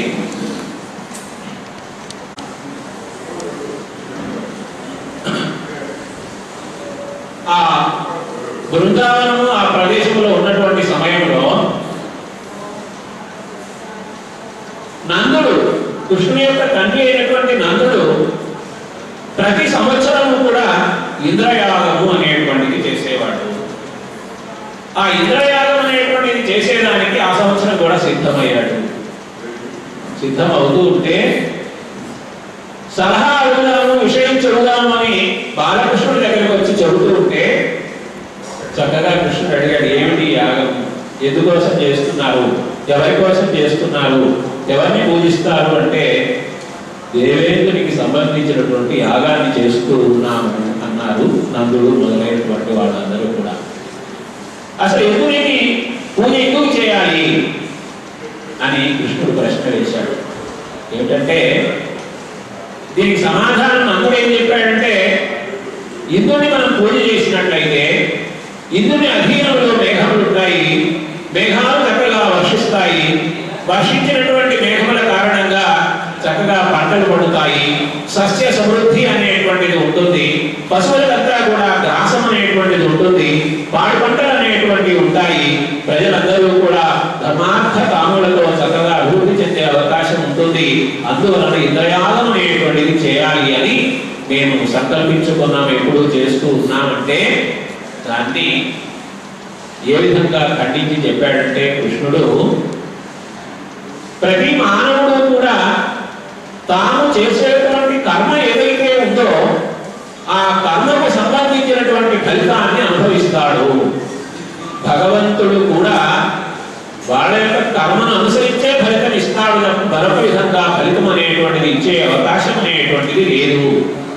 కాబట్టి ఇక్కడ చక్కగా పశువులు ఆహారాన్ని, గ్రాసాన్ని, గడ్డిని తినేదానికి అనువుగా మిగతా సౌకర్యాల కోసంగా ఇక్కడ ఈ పర్వతం ఉన్నది కదా, గోవర్ధనం అనేటువంటి పర్వతము, ఈ పర్వతాన్ని మనం పూజిద్దాము, ఇంద్రుని పూజించవలసినటువంటి అవసరము లేదు, బ్రాహ్మణులను పూజిద్దాము, అందరికీ అన్నదానం అనేటువంటిది చేద్దాము అని చక్కగా చెబుతూ ఉంటే కృష్ణుని మాటను కాదనేటువంటి ఆలోచన ఎవరికి లేదు. కాబట్టి వాళ్ళందరూ కూడా అలాగే అనుకున్నారు. అలాగే అనుకొని ఆ విధంగా ఇంద్రయాగము అనేటువంటిది ప్రక్కన పెట్టేసి ఆ గోవర్ధన గిరికి పూజ చేయాలి అనేటువంటి ఆలోచనకు వచ్చారు. మనం నిన్న కూడా అనుకున్నాము, కృష్ణ పరమాత్మ తాను సమస్తమైనటువంటి రూపములను ధరించినాడు అని.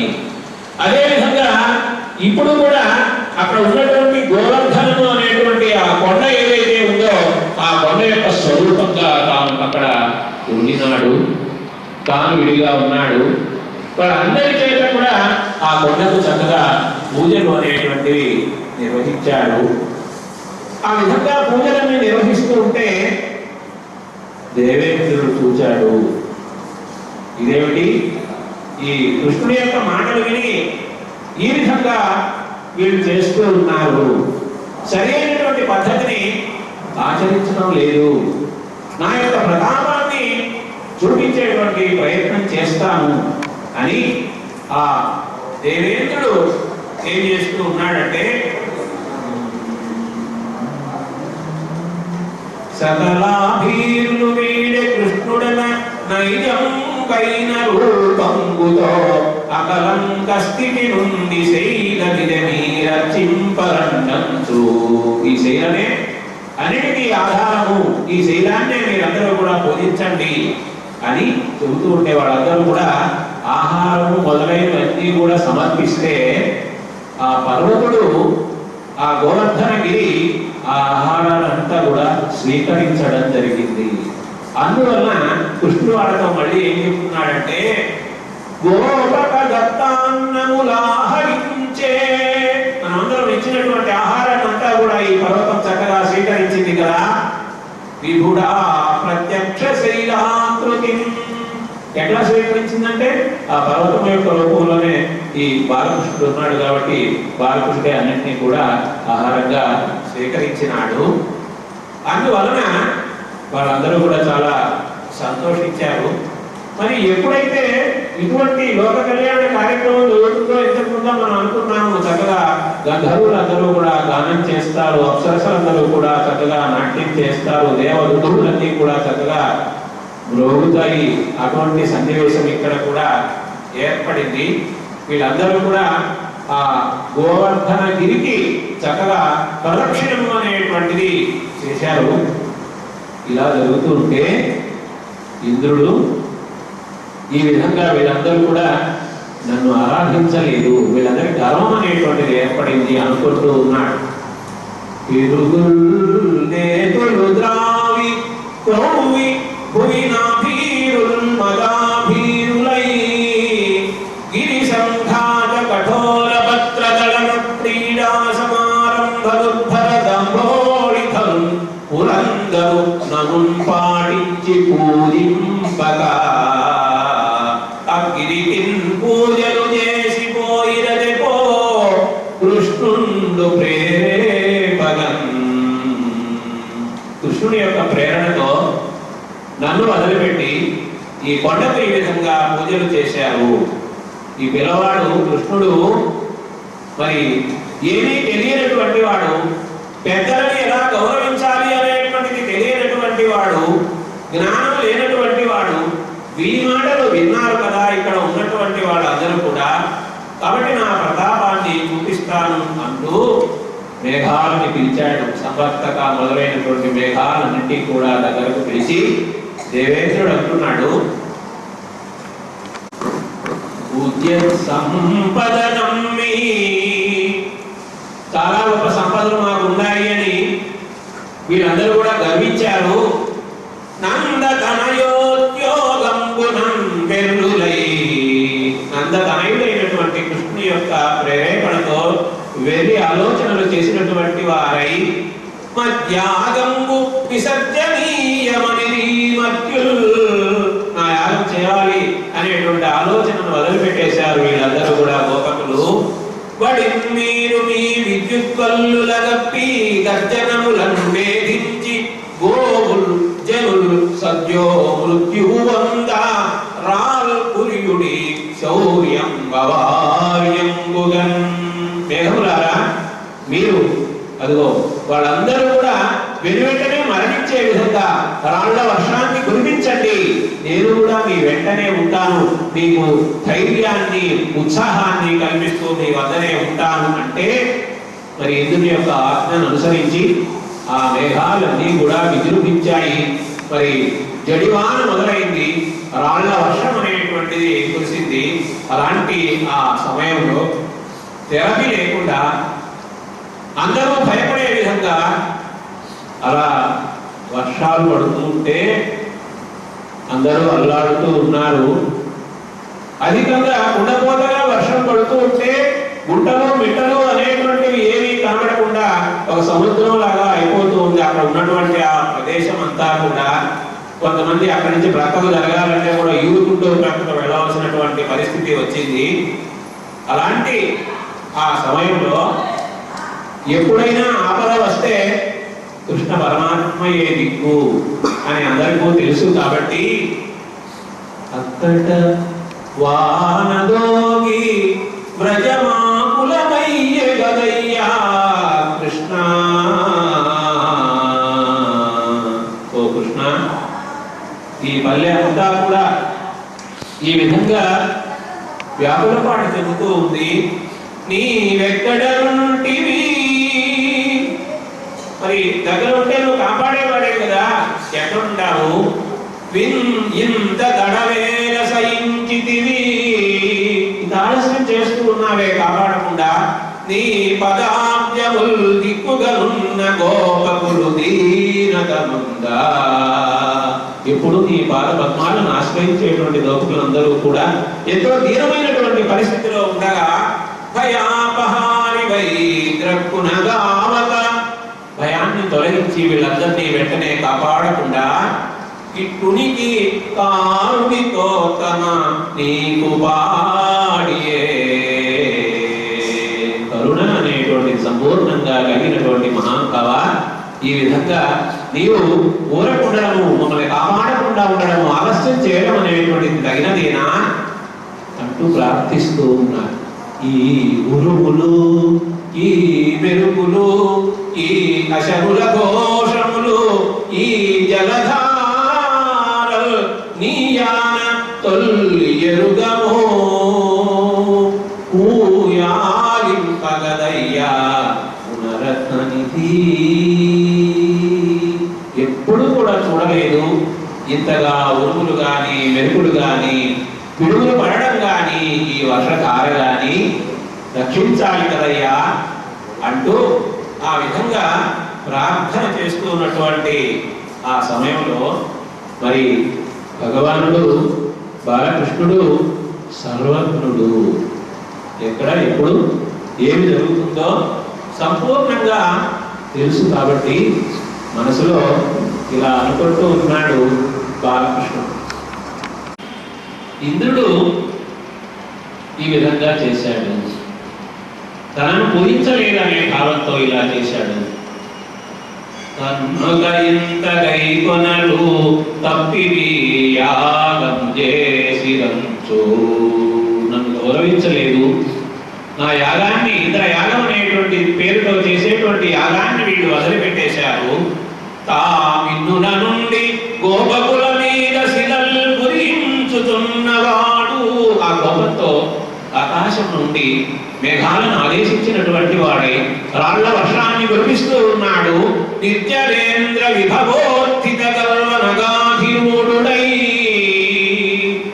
గర్వము అనేటువంటి కొండ మీద కూర్చున్నట్టున్నాడు, దేవలోకానికి అధిపతిని నేనే అని అనుకున్నట్టు ఉన్నాడు. కన్నులగానడు ఇంద్రుడు ఇటు గర్వపరుండు గురుగాన నేర్చునే, గర్వంతో ఉండేటువంటి వాడు నేనే గొప్ప అనుకుంటాడు కానీ ఎదుటివాని యొక్క గొప్పతనాన్ని గుర్తించమనేటువంటిది ఉండదు కదా. ఆ విధంగా ఈ ఇంద్రుడు గర్వంతో కన్ను మిన్ను కానకుండా గర్వాంధుడైనాడు అని అనుకుంటూ, అయితే ఇంద్రుడిని శిక్షించాలి ఆలోచించాడు బాలకృష్ణుడు.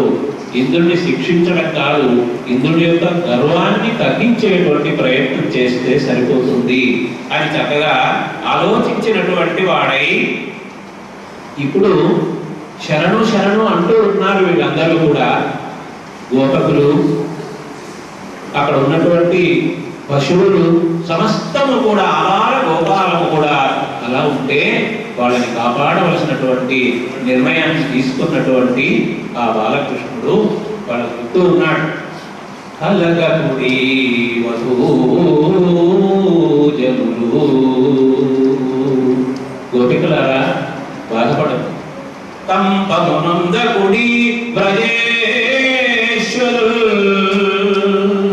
ఈ రేపల్లెకి అధిపతులుగా ఉన్నటువంటి నాయకులు మీరు కూడా భయపడాల్సిన అవసరం లేదు. తలగకుడి కుమారకులు, ఓ కుమారులారా మీరు పారిపోవద్దు. తక్కిన వారలు రాలవానచే నలగకుడి, రాళ్ల వర్షం కురుస్తూ ఉంది కదా, మీరు రాళ్ల వాన చేత బాధపడకుండా ఉండేటువంటి ఉపాయం నేను చెబుతూ ఉన్నాను. పశువు వ్రజము నక్కడ నిక్కడ నిల్వనీకుడి, పశువులు అక్కడ ఇక్కడ తిరుగుతున్నాయి కదా, వాటిని కూడా మనం కాపాడుకుందాం. మెలకున నీకు ఈశ్వరుడు మేరసగున్ కరుణాద్రచిత్తుడై, భగవంతుడు కరుణతో మీకందరికీ కూడా మేలు చేస్తాడు, ఈ ఆపదను గట్టెక్కించే ప్రయత్నం చేస్తాడని వాళ్ళందరికీ చెప్పినటువంటి వాడై కృష్ణుడు వెనువెంటనే ఆ గోవర్ధనగిరిని తాను పైకి ఎత్తేటువంటి ప్రయత్నం చేస్తూ ఉన్నాడు. ఇది తల ఎత్తిన హరి, ఇంతకుముందు కూడా భూమినంతా కూడా మోసినాడు వరాహావతారంలో. గిరి గిరి గిరి తల ఎత్తిన హరి కవి సరసి జముకులమెత్తుగతి, ఒక ఏనుగు ఒక తామర పుష్పాన్ని అవలీలగా అలాగా పైకి ఎత్తినంత తేలికగా త్రిభువన శంకర కరుడై, మూడు లోకాలకు కూడా మీరు కలిగించాలి అనేటువంటి ఆలోచన కలిగినటువంటి వాడై గోవర్ధన గిరి ఎత్తెన్ చక్క నొక్క కేలన్ లీలన్, లీల అనేటువంటి పదాన్ని కూడా పోతన గారు ఇక్కడ ప్రత్యేకంగా చెబుతూ ఉన్నారు. గోవర్ధనగిరి ఎత్తెన్ చక్క ఒక్క కేలన్ లీలన్, కొనని న్వాంతం పైకి లేపాడు, ఒకే ఒక చేతితో దాన్ని పైకి ఎత్తి పెట్టాడు బాలకృష్ణుడు. అయితే పరమాత్మ ఆయనకి ఇది ఒక లెక్క కాదు.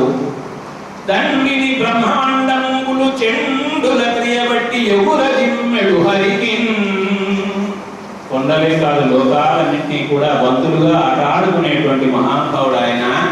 కొండ పెకలించి ఎత్తుట కొండొక పనిగాక.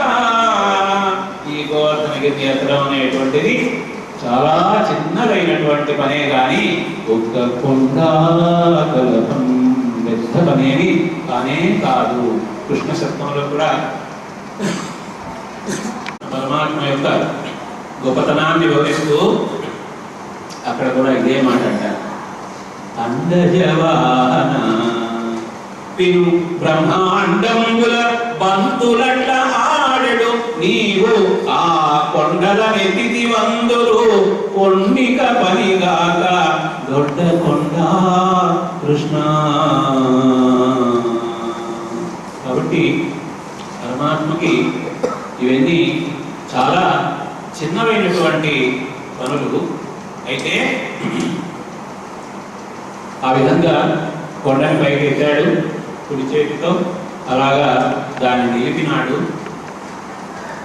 వారుండాడుతు నాటపత్రమని సంభావించి ఒక గొడుగులాగా ఈయన చేయి ఆ గొడుగుకు ఉండేటువంటి ఒక కాడ అనుకుంటే ఆ పర్వతము ఒక గొడుగులాగా ఉన్నది. వర్షం వచ్చినప్పుడు ఏ విధంగా వర్షం నుంచి మనం రక్షణ పొందేదానికి గొడుగు అనుకుంటామో అలాగా అక్కడ ఉన్నటువంటి గోపకులందరినీ కూడా సంరక్షించేందుకు అన్నట్లుగా ఆయన ఆ గోవర్ధనగిరిని ఒక గొడుగులాగా పట్టి అందరినీ కూడా పిలుస్తూ ఉన్నాడు. రా తల్లి రమ్ము తండ్రి ప్రేతలు గోపకులు రెండు వినుడి గర్దక్ష్మాతలమునండు గోరాతంతో మీరు మీకు వలసిన ఎడలను. పర్వతాన్ని నేను ఎత్తి ఉంచాను కదా, కాబట్టి అందరూ కూడా మీ పశువులతో పాటుగా వచ్చి ఎక్కడైనా సరే కొండ కింద ఉండేటువంటి ప్రయత్నం చేయండి. మీకు ఏదైనా సందేహం వస్తుందేమో.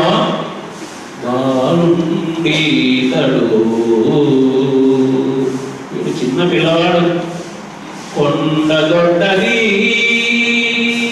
పర్వతం చాలా గొప్పది, మహాభారంబు సైరింపదాచారంలో ఇంత భారాన్ని మోయగలడా అని దీని క్రింద నిరువన్ శంకింపగా బోలదు. ఈ పర్వతం క్రిందకు వచ్చి నిలబడితే కొన్ని క్షణాల్లో వదిలేస్తాడేమో, మనం చనిపోతామేమో అనేటువంటి శంక, సందేహం అనేటువంటిది వద్దనే వద్దు మీకు. ఈ శ్రీరాంగోనిధి జంతు సంయుత ధరాచక్రంబు పైబడ్డ నాకేలు అల్లాడదు.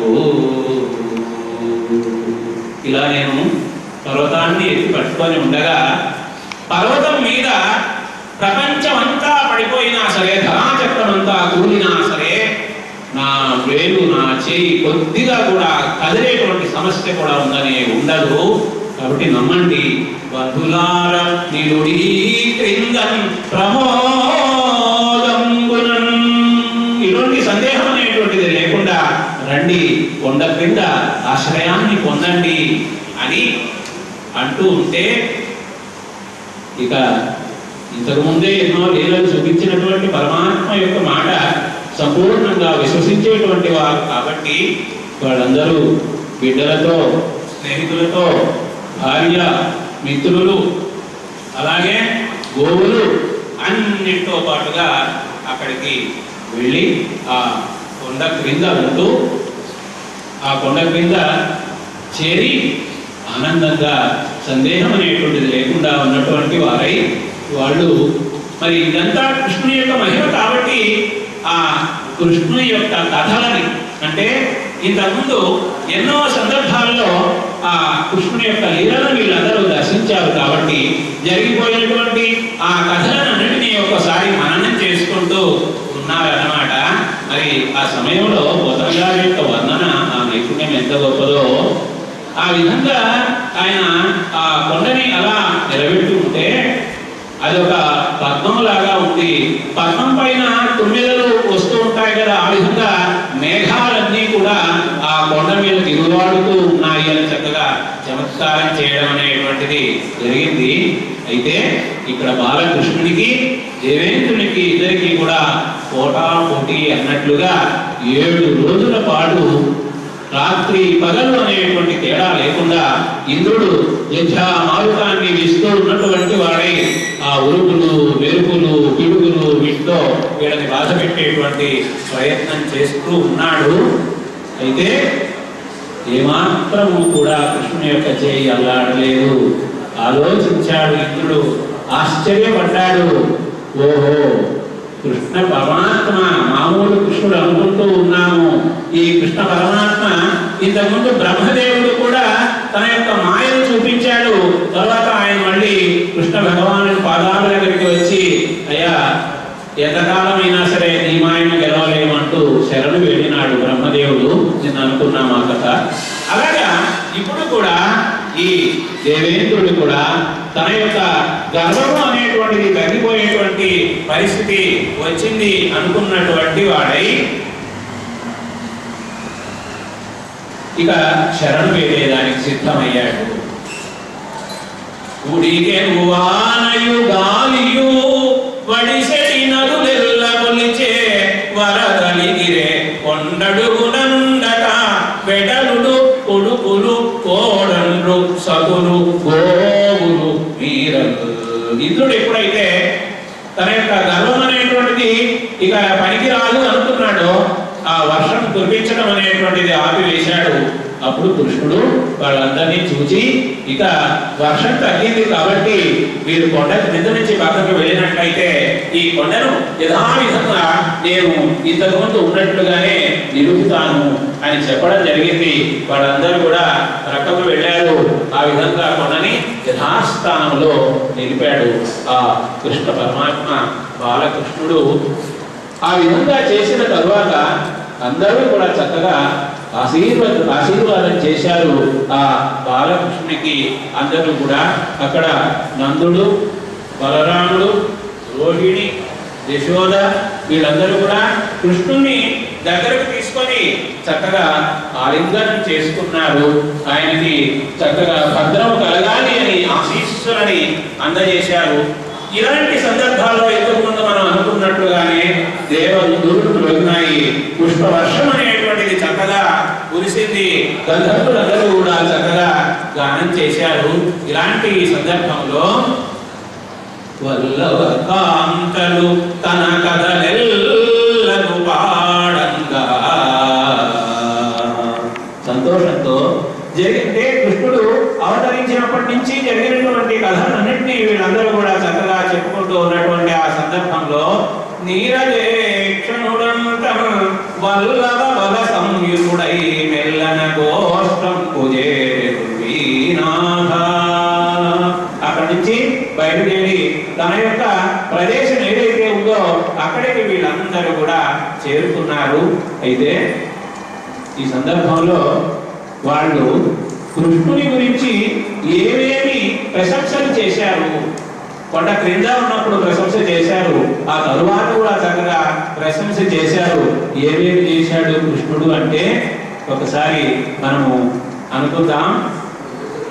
కన్నులు తెరవని కడు చిన్ని పాపడై దానవి చనుబాలు ద్రాగి చంపే. కళ్ళు కూడా తెరవనటువంటి శిశువుగా ఉన్నప్పుడు పూతన అనేటువంటి రాక్షసిని పాలు త్రాగుతూ దాని ప్రాణాలు కూడా తీసి చంపివేశాడు మన చిన్ని కృష్ణుడు. వాళ్ళు చెప్పుకుంటూ ఉన్నారన్నమాట ఒక్కొక్కటి.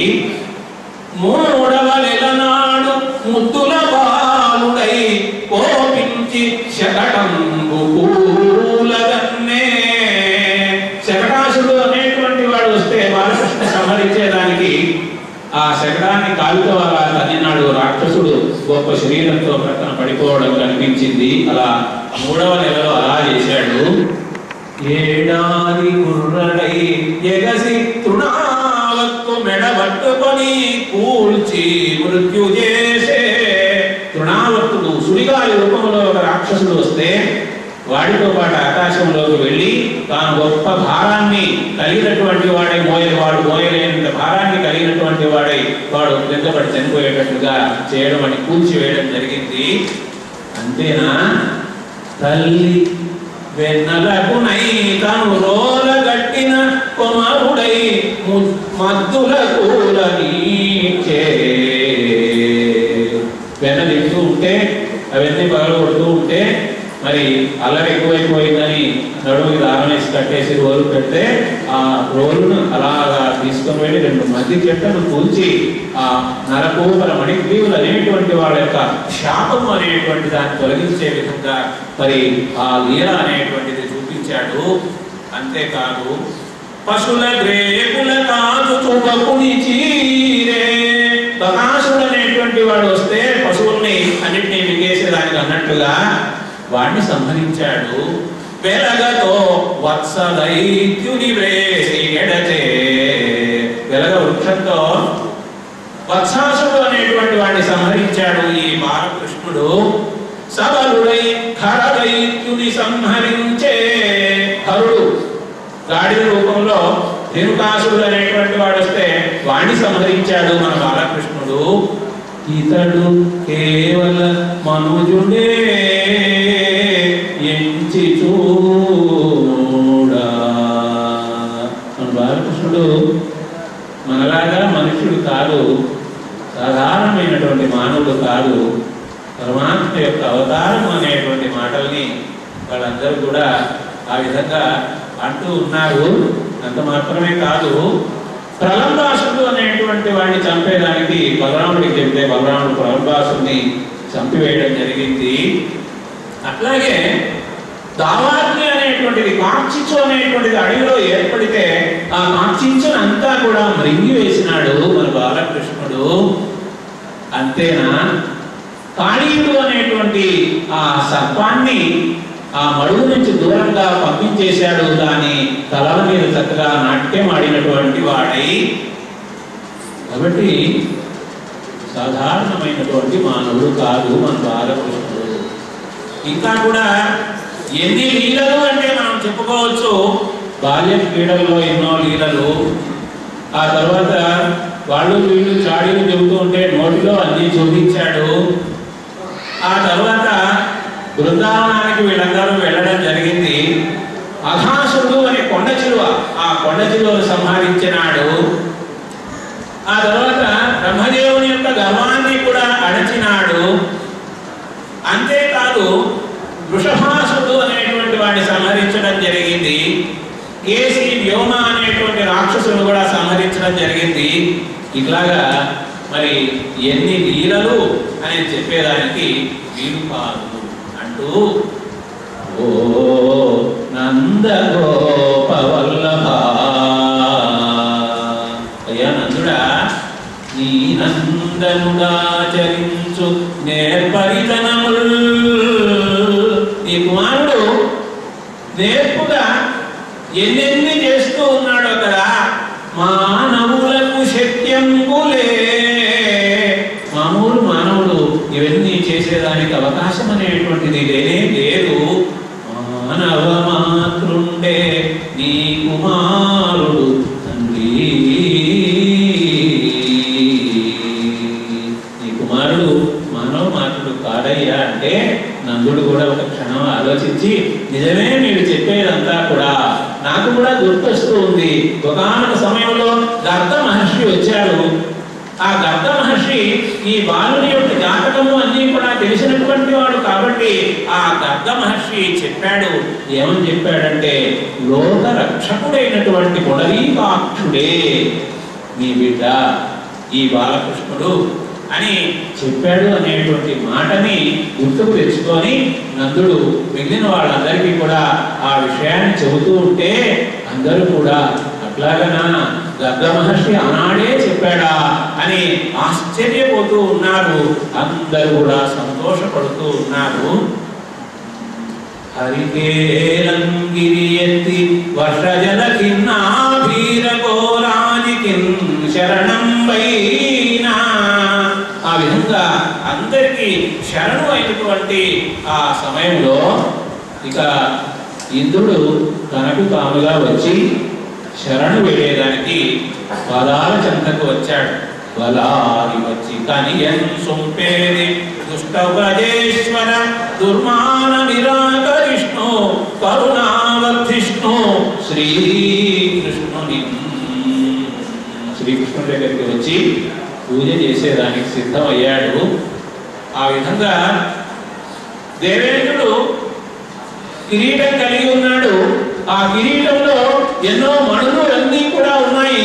మణులతో గదాయమనంగా ఉండేటువంటి ఆ కిరీటాన్ని ధరించినటువంటి ఆ శిరస్సును బాలకృష్ణుని యొక్క పాదముల చెంత ఉంచి నమస్కారం చేశాడు. పాదాలకు సాష్టాంగ దండ ప్రమాణం అన్నట్లుగా చేశాడు. మరి ఆ విధంగా ఆ బాలకృష్ణ యొక్క పాదములు అందరికీ కూడా మరి ఈ అభయాన్ని ఇచ్చేటువంటివి. ఆయన వేడుకుంటూ ఉన్నాడు. జగద్భక్తవు గురుడవు జనకుడవును జగదధీశులమను మూఢ జనుల కలగ ఇచ్చ పుట్టిన రూపంబులి ఉదాచి హితము చేయుదుగాలే లోకేశ్వరీశ. అయ్యా కృష్ణ, నీవు లోకాలన్నింటినీ కూడా రక్షించేటువంటి వాడివి. ఎప్పుడు నీవు అనుకుంటావో అప్పుడు రూపాన్ని ధరించి లోక కళ్యాణం కోసంగా అవతరిస్తూ ఉంటావయ్యా. నా వంటి వెర్రివాణిని శ్రీవల్లభ నీవు శాస్తి చేసితివే. గర్వంతో ఉండేటువంటి నా ఓటి వాళ్ళకు శాస్తి అనేటువంటిది ఇలా చేశావు. ఇలా చేస్తూ ఉంటే కావరముమాని పెద్దల త్రోవల జరుగుదురు బుద్ధితోడు కనీష. తడగావరం అనేటువంటి తొలగించుకొని పెద్దలు చెప్పినట్లుగా విధేయతలతో మెలిగేటువంటి అవకాశం అనేటువంటిది కలుగుతుంది అంటూ ఇంకా కూడా ఇంద్రుడు అంటున్నాడు. ఒక్కొక్క లోకముగా ఎప్పుడు గర్వముననేమి ఈశులమును. ఒక లోకాన్ని పరిపాలిస్తేనే ప్రపంచానికంతా మేమే గొప్పవాళ్ళం అనేటువంటి భావనతో గర్వాన్ని పొందుతూ ఉంటే చొక్కి ననుగోటి వెల్లులు నిక్కము నీ మహిమ తెలియనేరగనంత. అనంతుడమైనటువంటి అనంత శక్తి కలిగినటువంటి నీ యొక్క మహిమను తెలుసుకోలేకుండా గర్వంతో ఉంటూ ఉన్నారు కదా. వాసుదేవ కృష్ణ వరద స్వతంత్ర విజ్ఞానమయ మహాత్మా సర్వపుణ్య పురుష నిఖిల బీజభూతాత్మక బ్రహ్మ నీకు వందనంబు నిష్కలంక. నీకు నమస్కారం చేస్తూ ఉన్నామయ్యా, శరణు అంటూ తన తప్పును చెప్పుకోవాలి కాబట్టి తాను చేసినటువంటి తప్పిదాన్ని వినవించుకుంటూ ఉన్నాడు. నీ సామర్థ్య విరుంగా నీ మహిమను నేను తెలుసుకోలేకపోయానయ్యా కృష్ణ.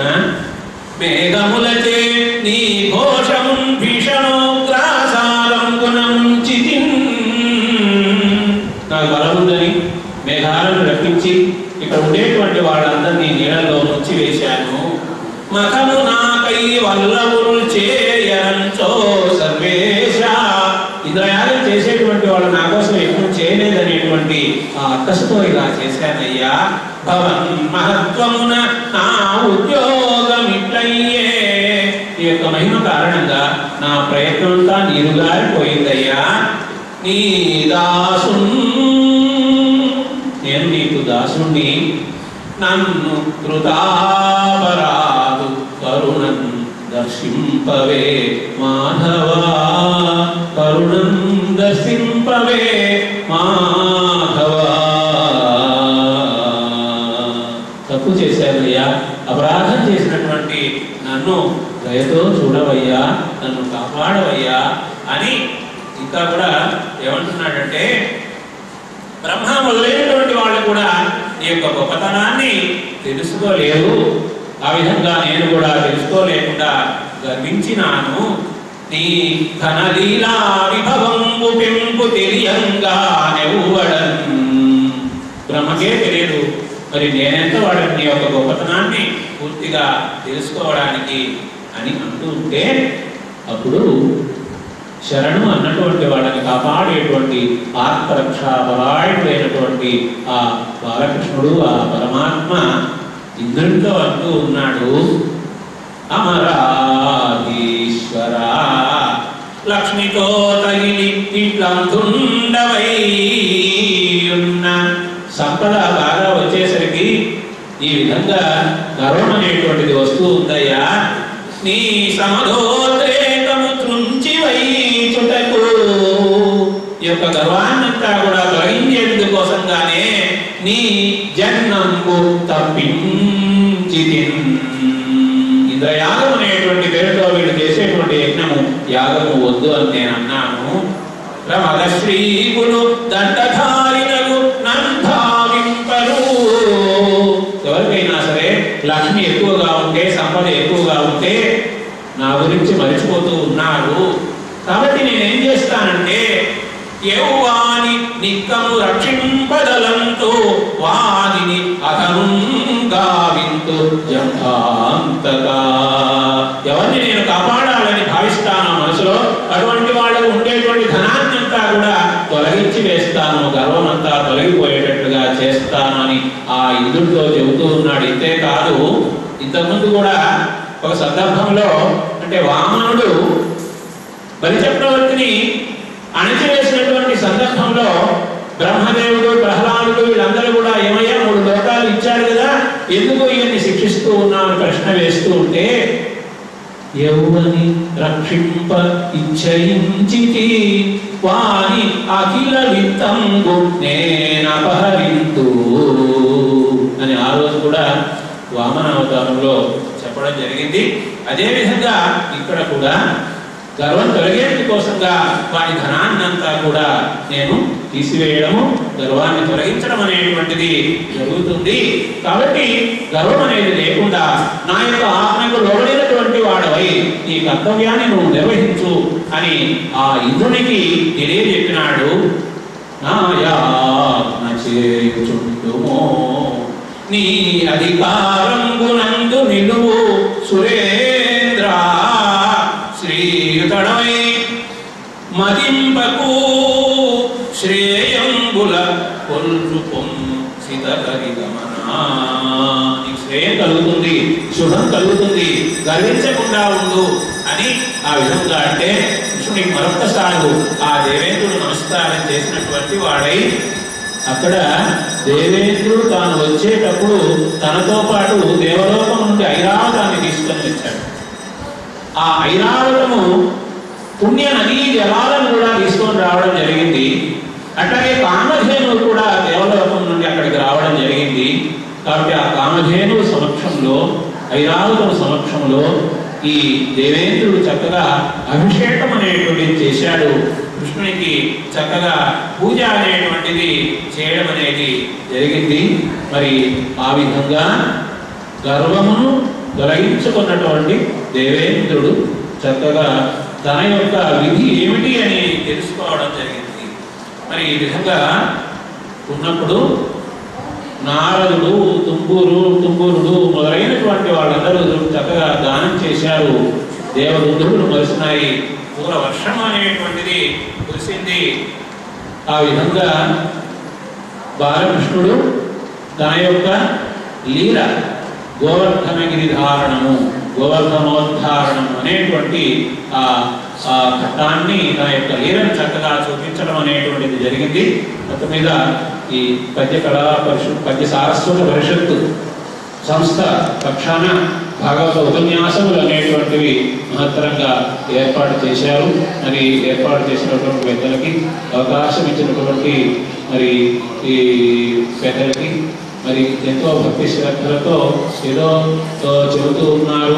మరి వినాలి అనేటువంటి ఆలోచనతో అందరికీ తెలిసినటువంటి విషయాలే అయినప్పటికీ కూడా ఎంతో భక్తి శ్రద్ధలతో విన్నారు ఆ పరమాత్మ యొక్క కథ. కాబట్టి అందువలన అందరికీ కూడా ధన్యవాదాలు, పెద్దలందరికీ కూడా నమస్కారాలు తెలియజేసుకుంటూ అవకాశం ఇచ్చినటువంటి ఈ వ్యవస్థ నమస్కారాలు తెలియజేసుకుంటూ